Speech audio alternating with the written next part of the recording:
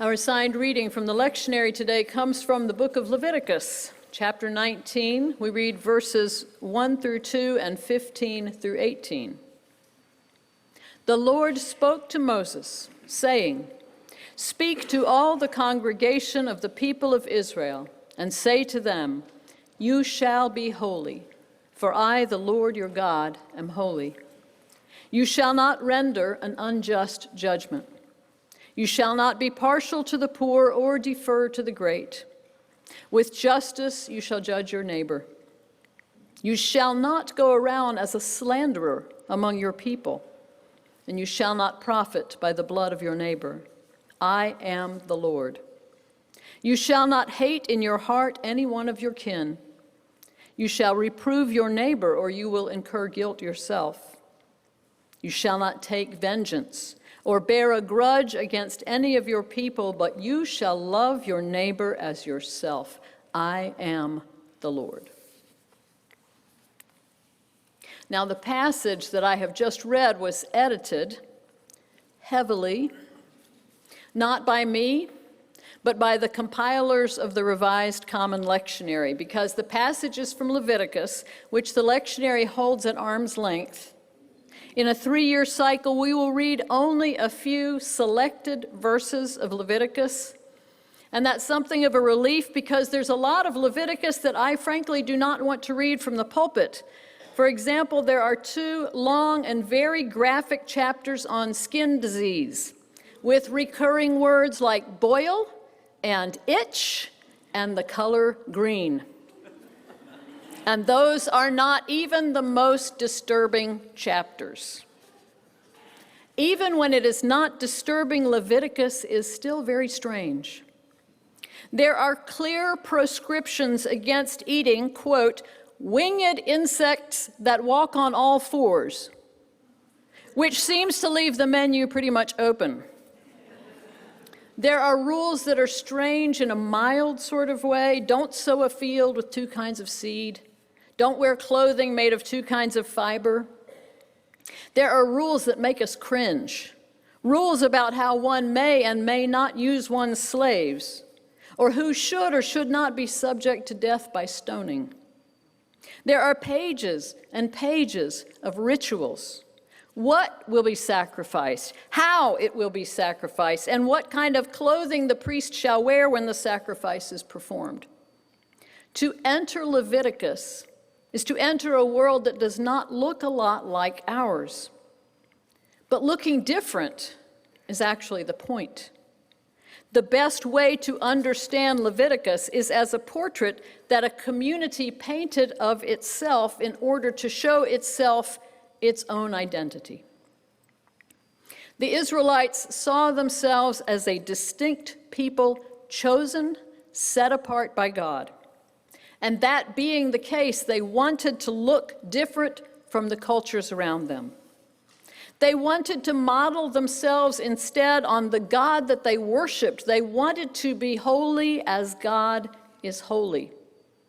Now, a holy God was itself a new idea. In the cultures that surrounded the Israelites, the deities were sometimes exaggerated portraits of humanity's worst qualities. But Israel's God was completely different from humanity, separate, distinct, wholly other, holy.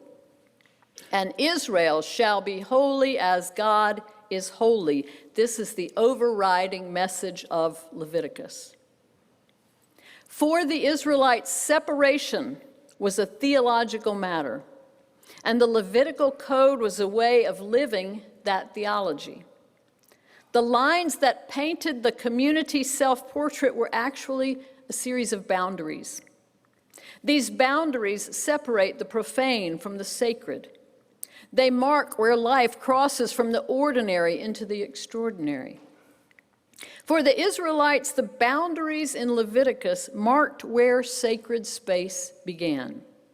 And the people of Israel understood themselves as the ones who lived within sacred space where holiness was found. But over the centuries, it has become impossible to keep those boundaries nailed in place. The boundaries in Leviticus make up a complex symbolic system, and the symbols have translated poorly over time, leaving us with a lot of details that even the best interpreters find baffling.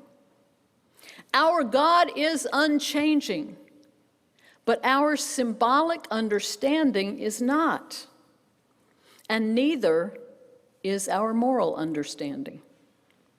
What religious person today would draw a line around a space in which slavery is allowed and say that space is sacred? The boundaries do move. We are ever in pursuit of a clearer understanding of the sacred. A number of years ago, a friend enlarged the dimensions of my sacred space. This was way back in the 1990s, the decade in which our Moravian book of worship was last revised. So our new hymnal is about 30 years old right now. And I, hidebound, was complaining to my friend about the removal of thee and thou in our liturgies and hymns. I declared that this sabotaging of our texts deprived us of a sacred language. And my friend, who is a Buddhist, gently suggested that if I saw all language as a gift of God, then all language is sacred. It brought me up quite short, I can tell you. Now, I did get my revenge some months later when this same friend was describing a cross-country trip as one long string of flight cancellations, delays, traffic problems, missed connections, and other minor catastrophes. And I told him gently how glad I was that his Buddhism had allowed him to enjoy all these experiences as gifts from God and therefore sacred. His reply suggested that as a Buddhist, he still needed more practice. Life is messy. It is full of mistakes and problems and conflict and suffering. And it is lived in mortal bodies, which, as Leviticus reminds us, are very messy indeed. But the theological genius of Leviticus is its confidence that in the midst of this mortal mess lives holiness. Because the lines that draw boundaries can also be lines that connect one part of life to another and give it meaning. Interpreter Mary Douglas calls Leviticus a theologically profound vision of the complexity and interdependence of the created order. And the point of deepest connection is the most sacred space. And Leviticus tells us exactly what that sacred space looks like. Sacred space is the place where you shall not render an unjust judgment. You shall not be partial to the poor or defer to the great. With justice you shall judge your neighbor. Sacred space is the space in which you shall not go around as a slanderer among your people, and you shall not profit by the blood of your neighbor. It's the space in which you shall not hate in your heart any one of your kin, and you shall reprove your neighbor, or you will incur guilt yourself. It's the space in which you shall not take vengeance or bear a grudge against any of your people, but you shall love your neighbor as yourself. Here at the center of the lectionary, of Leviticus, here at the center of Leviticus, even with all the strangest verses whittled away by the lectionary editors, the world still doesn't look a lot like ours because it's a world of justice and kindness. A world where each citizen is accountable for his behavior toward his neighbor. A world where no citizen slanders a neighbor or profits by taking advantage of a neighbor. A world where one does not take vengeance or bear a grudge against a neighbor. Who did the Israelites want to be? They wanted to be the people who lived in that world. That was the identity that they named holiness. The unchanging sacred space of holiness. The one Jesus would reference many centuries later in the Gospels is the world in which one loves one's neighbor as oneself. Which means, not incidentally, that sacred space contains neighbors. It is apparently impossible to achieve holiness all by yourself. It appears that you have to engage with at least one neighbor. Barbara Brown Taylor has written, "The world's great religions have always required communities of people to make them work. Communities are the concrete places where the teachings of the religion are tested. Sometimes," she says, "the teachings explode in people's faces. Other times, they save people's lives. Either way, the teachings mean little apart from the embodied practices of the community." Who knew this so well as the Israelites? Well, just maybe the Moravians, who began life not as a church but as a community.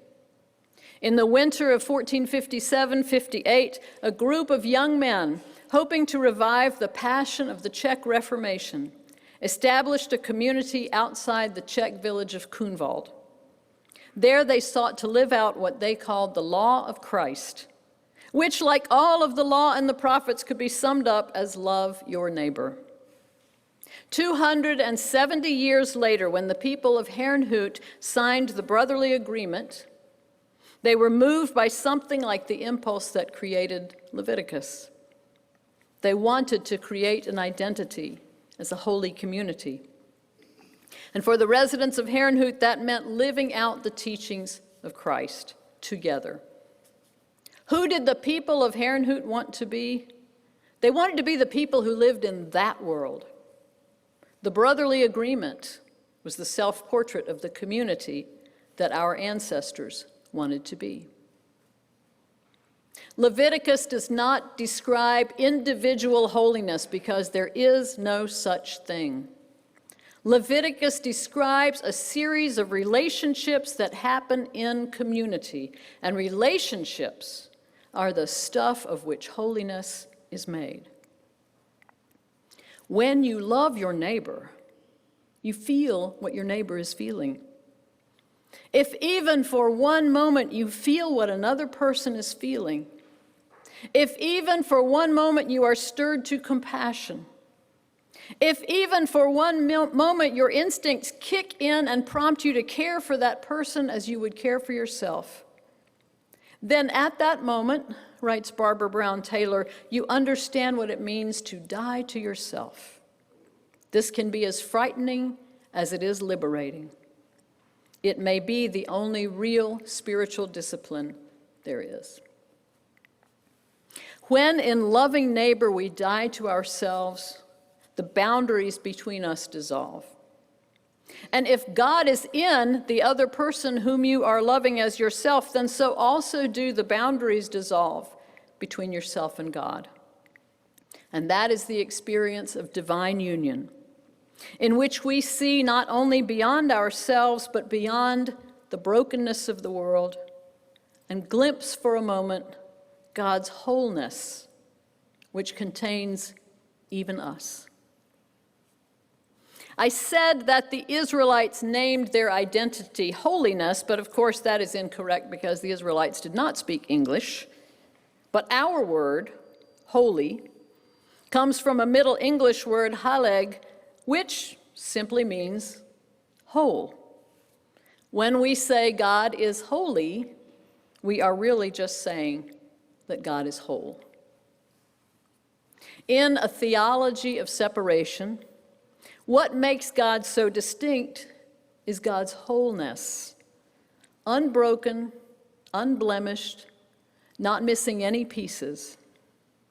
But Leviticus is also a theology of interconnectedness, in which we might view God as whole because God contains all the broken pieces, all the blemished pieces, even all the skin diseases and messy bodies and messy relationships and everything that makes up mortal life in community. It is all part of this life God has created, and it all exists in God. And holiness springs from life together. In the sacred space that is defined by love of neighbor, what we discover is ultimately not separation but union. Not that I am different from you, but that I am you. In loving our neighbor as ourselves, we arrive at the place where separation ends, and we dwell in wholeness with God and our neighbor, together. Amen.